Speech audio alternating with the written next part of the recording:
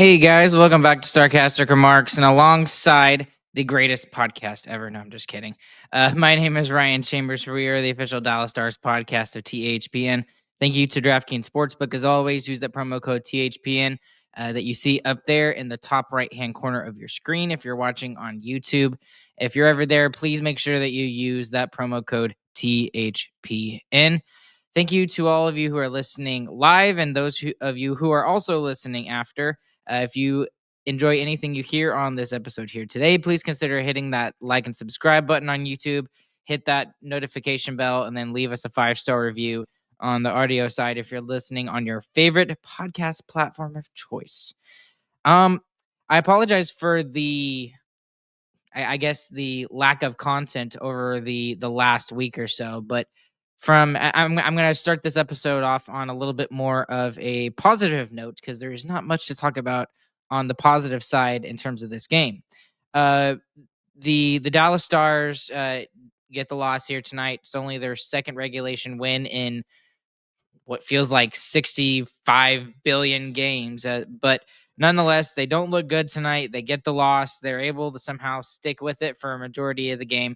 We're going to break it down here all in just a moment. But before we get started, I want to mention as well that I am very much sleep deprived right now. For those of you who have been paying attention to the Discord, my fourth kid was born on Tuesday. So her name is Charlotte Joanne, and and I'm not joking when I tell everybody this. I've only told family this.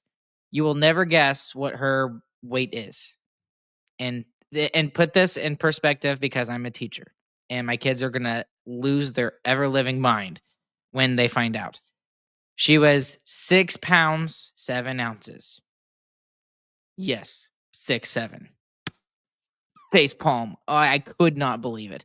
So thank you so much to my sister-in-law who decided that would be the greatest thing ever. Literally, my wife guessed, oh, she's probably gonna be like 6 pounds, 8 ounces. And then my sister-in-law was just like, wouldn't it be like the greatest thing ever if she was 6 pounds, 7 ounces? Of course. Thank you so much, sister. But anyways, mom is good and healthy. Baby is good and healthy. Me and my wife are a little bit sleep deprived, but that's to go with kind of goes with the territory when you've got young kids, when you got little kids. So anyways, I appreciate y'all's prayers on my wife's behalf if you are a prayer person, on just keeping her healthy and also just getting her as much sleep as she possibly can get, because for both of us, we are going to need it over the next couple of weeks here. But anyways, enough on that. Thank you. What is that, Ryan? Pilot's Kid 91. Thank you, Ryan. Congrats on the fourth kiddo. God bless your fam. Thank you so much. I know we have been so off and on with the content this year, and I apologize. It's just been a very busy year for all three of us, for both James, Chris, and myself. I'm trying to do as much as possible for you guys, and it will get a little bit better as we get through the season. But just to start off with, let's just get straight into this game here. Since we started it off this episode on a positive note, they lost a road game that they were probably supposed to lose here tonight, if we're being completely honest.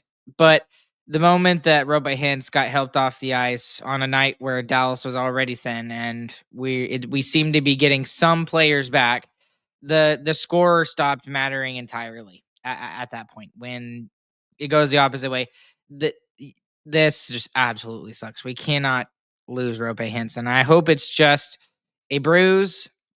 I don't tend to believe that, though. So this isn't going to be like a blow-up episode. There's no rage, there's no panic. This is not the kind of loss where I'm throwing furniture left and right and I'm questioning the direction of our franchise. That's not it.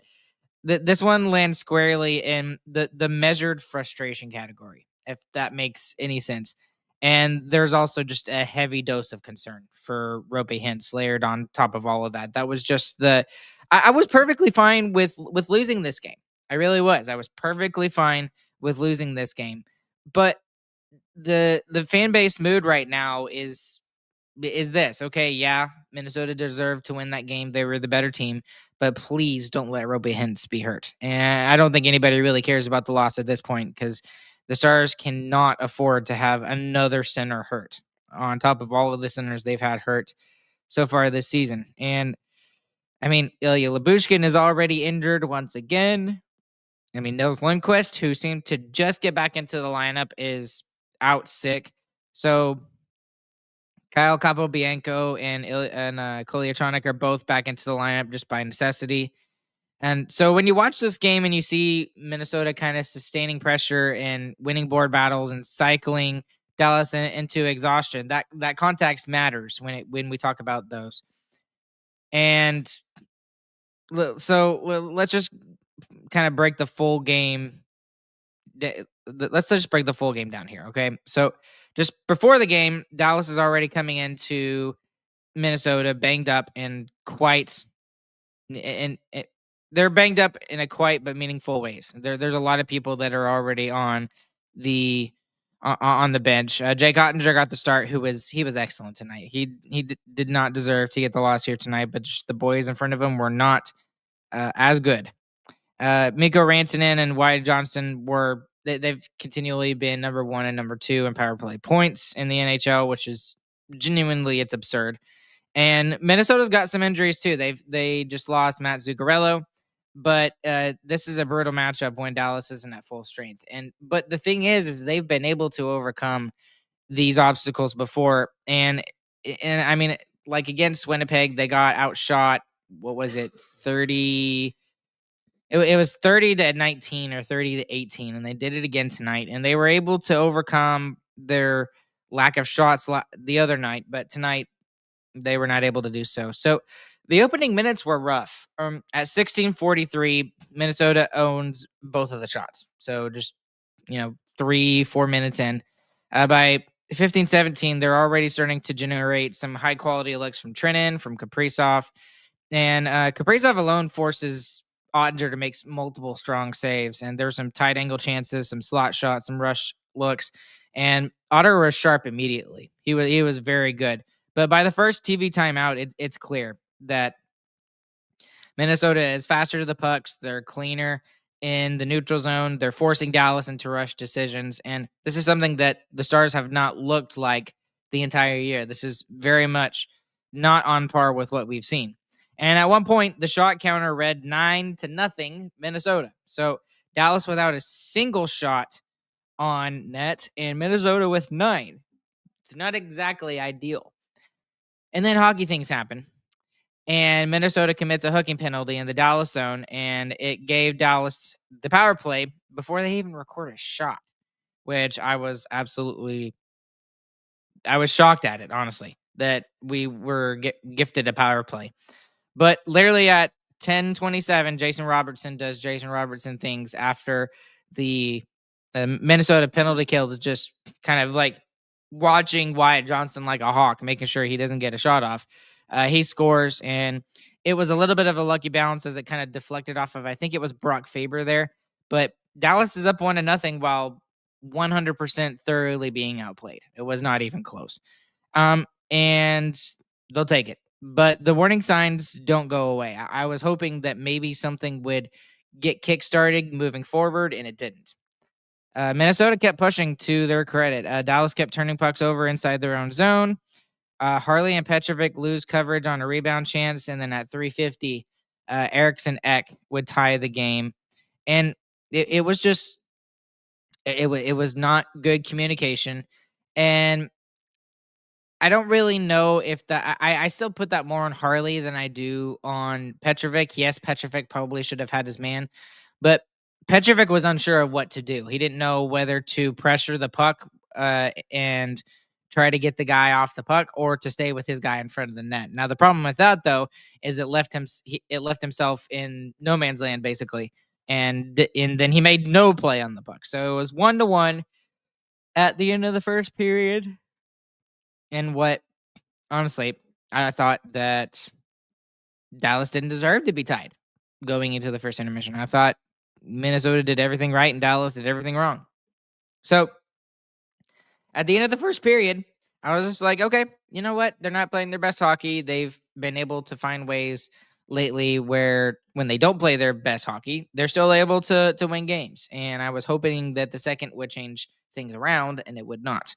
The second started exactly how the first ended, and it was just shot after shot after shot for Minnesota and nothing from the Stars. At 19 minutes remaining in the second, shots are 15-5. And the only thing that I notes wise early on that I had was Capo Bianco. He hit the bar with a 92-mile-per-hour slap shot that was continually talked about, and he had a decent night up to that point, but it would get worse as the night would go on. But Minnesota kept generating chance after chance, and they kept pushing. And then comes the penalty kill stretch for the Dallas Stars. They survived a sequence that included a Minnesota post. There was several chances by Joel Eriksson Ek, and then Oettinger just stoning rebounds repeatedly by Eriksson Ek. I think he had like 3 whacks at one play in particular. It's just ridiculous. The Stars would continue to extend their penalty kill streak. They're top 10 in the NHL now. I think they're 8th is what the broadcast said. I think they're at 34. And for the game, that was kind of the lifeline, if we're being completely honest here. But at 9:20, because of some really good play from Steele and Blackwell to force a offensive zone faceoff during the Wild power play, Miro Heiskanen would score shorthanded. It's the first shorthanded goal of the season, and it was right on cue with what Josh Brogan was saying. It was the first goal that the Stars has scored shorthanded, and it was the first goal that the Wild had given up shorthanded. So it was 2-1, and it was there was some effort there by those two guys. There was some execution by Miro Heiskanen, and there was some momentum. And then it looked like that they were going to be able to ride this momentum, and then they appeared to score to make it 3-1 from Wyatt Johnston after Gustafsson overcommitted on Robertson, who wouldn't expect Robertson to shoot? He just shoots everything and it goes in. However, it's called back because of offside. So that was probably if you're looking for a turning point in the game, that was probably it. In the fact that that they could, it's not like the Stars did anything bad there. They were offside. It was offside. But they were not able to keep the momentum going forward after that. And then the Wild just got a breath of fresh air after that, and like a renewed sense of purpose there. So naturally, Minnesota kept coming, and at 2:30, it was just a similar shot to Miro's blast from the point. Bogosian would tie it off of a point shot off a face-off, and I think there were 3 goals tonight that were almost off of face-off wins for the team that scored the goal. So I'm still not sure whether Otter saw it or not, or if it was just like I don't know, it was just like a dip goal, and it wasn't like a dart or whatever. I don't know what happened there, but Otter didn't stop it. I don't know if he saw it, whatever. Dallas survived the period, but what I put on X was they were 100% surviving and not thriving. And in order to win this game, they needed to be able to thrive in the third period. And there were some thin margins in the third period. And then there was the moment at the end, which we'll talk about once again. But Dallas would take a penalty towards the end of the second that would continue into the third. They kill it off, and that pushes the penalty kill streak to 34. And that's just fantastic. The unit, whoever plays on the penalty kill, deserves genuine credit because that has turned around tremendously since the beginning of the year. But at 11:20 of the third period, Johansson would score off of a lost faceoff following a Dallas icing. So another faceoff, another goal that's scored off of a faceoff, and it was just honestly, it was a perfect pass by Boldy. I mean, you can't be upset about that. And Minnesota finally took a lead that feels like they earned it and that they deserve to have the win at that point. And then from there, the Wild just kind of clamped down. And the shot count tells the story at one point in the third period is 29-14. So that's Dallas was pushing a little bit, but they were chasing the whole time. And then I think it was about 2.5 minutes remaining in the third period, the Stars pull Jake Oettinger, and Miro Heiskanen takes a shot from the point. It was a blast. and Roope Hintz immediately goes down. And I didn't look close enough to see where it hit, but I believe it was somewhere around the knee area. Which, if you don't know hockey all that well, and especially when it comes to like the padding and stuff, there's not a lot of padding on the side of the knee very much, and definitely not on the back of the knee at all, on the back of the leg. Honestly, from the lower leg down. There's not a lot of padding back there, if any. I don't have any when I play, so I can't imagine how much that would have hurt. He has to be helped off the ice, and at first it was Jamie Benn and a couple of linesmen who were trying to help him off, and then there were a couple of other players that came over and kind of helped Rope Hands off the ice, and Hence was not putting any weight on. I believe it was his right leg.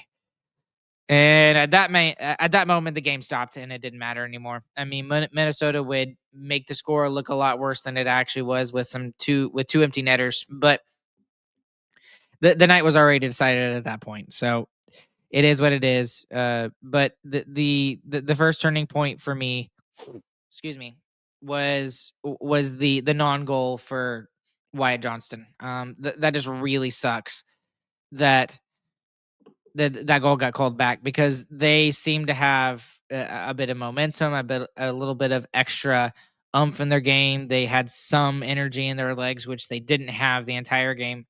And then after that, it just seemed just like for example, when the Stars scored the goal to go up 2-1, that seemed to kind of slow the game down, and that was into to the Stars' favor. And then when the Stars scored the 3-1 goal, and then it got called back, that seemed to give the Wild a little bit more energy to continue on with their game plan. Credit to the Wild; they were the better team here tonight, and that's hard for me to say because I do not like the Minnesota Wild, but they have had a good season so far. They did not start very good, but they are one of the top teams in the NHL right now, one of the hottest teams in the NHL. So the Stars have shown that when they don't play their best, they can still win against some of the mediocre teams or even some of the good teams. But when you play one of the best teams in the NHL right now, and you can't rely upon just special teams and goaltending for every single game.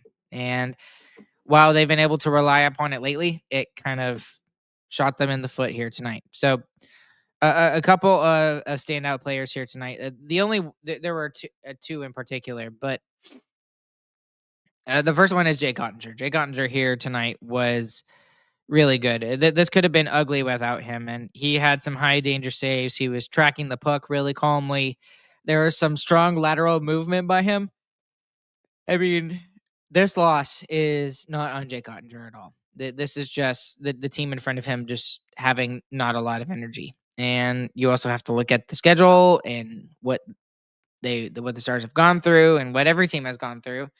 And right now, it's just there's not a lot of energy in the tank right now. Miro Heiskanen just continues to be just a monster. He gets another goal here tonight, and he's starting to show up more on the score sheet for the Dallas Stars lately. So he was fantastic tonight, as always. I would not be surprised if he got up to 30 minutes time on ice again here tonight. Sorry, I'm trying to pull it up here.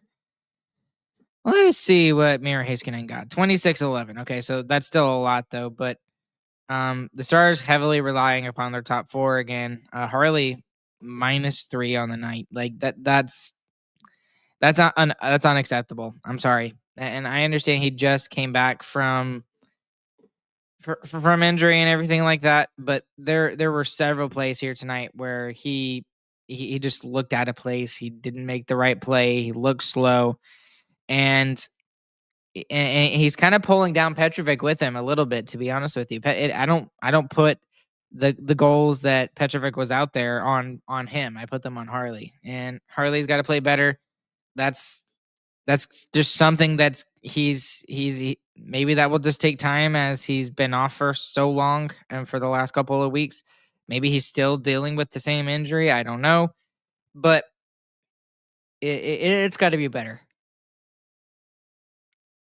Harley is too good of a player to be making some of the plays that he did here this evening. Okay. I don't have a whole lot of extra things to tell you guys here tonight, but the expected goals for tonight were not, not to be surprised, or we're not surprising at all. Dallas 2.1, and Minnesota had a 3.4. So that's exactly where the game ended up. It was a 3-2 game, basically. The Corsi was heavily in Minnesota's favor from 60-40. So the they also had the advantage in terms of high danger scoring chances. Um, and then Dallas had the advantage in special teams and goaltending, which is why the score didn't look as bad as it probably should have been. And the deserve to win-o-meter, if you want to take a look at that on Money Puck, Minnesota is around 65%. So they're all of the numbers say that Dallas survived, did not thrive, and Minnesota was the better team here tonight. So, okay. Let's do let's do some biggest winners and biggest losers here this evening. Um, who do I go with first? I don't know. Let's do the biggest loser for Dallas here tonight is Roope Hintz, and not for his play on the ice or anything like that. It's just if Hintz is questionable and he's not able to play on Saturday, that is really, really bad news for the Dallas Stars, who are already fighting injuries. They're getting some players back, like Duchesne, like Harley, like maybe Labushkin is coming back, but like these guys are coming back into the lineup and they're not going to be full speed. That is going to mess with the chemistry and with the Stars' ability to win games, and until those guys can really truly get going. I mean, Duchesne is still playing on the fourth line to start games right now, and we saw him on some shifts with some of the, more skilled players and stuff like that, but he's still not playing a whole lot like he is used to. I mean, 15-14, that's better than the first couple of games, so it's starting to kind of ramp up for him. But we really can't afford to lose Roope Hintz. Really cannot afford to lose Roope Hintz right now. Um, biggest winner.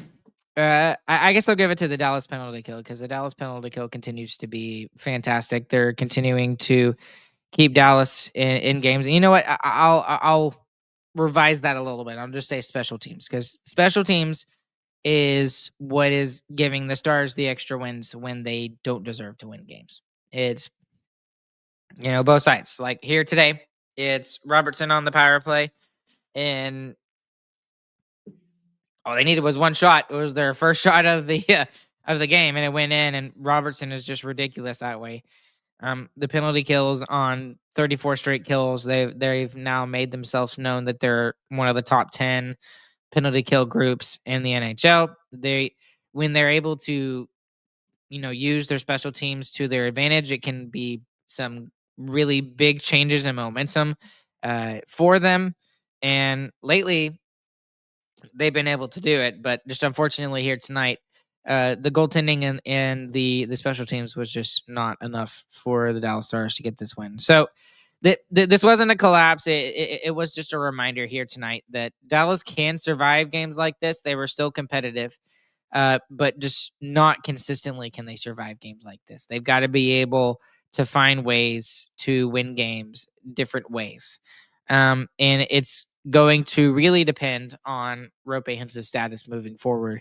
And I just really hope that these injuries aren't going to continue to stack up again, like we saw about a month ago, where it seemed like there's just one person after the other just seemed to be out of the lineup. It's just really, really frustrating. So I really, really, really, really hope that Roope Hintz is fine, and I'm sure that they've already asked Glenn Gulletson about it, and Glenn Gulletson is just going to say, "We're just going to reevaluate him tomorrow, and we'll see what happens."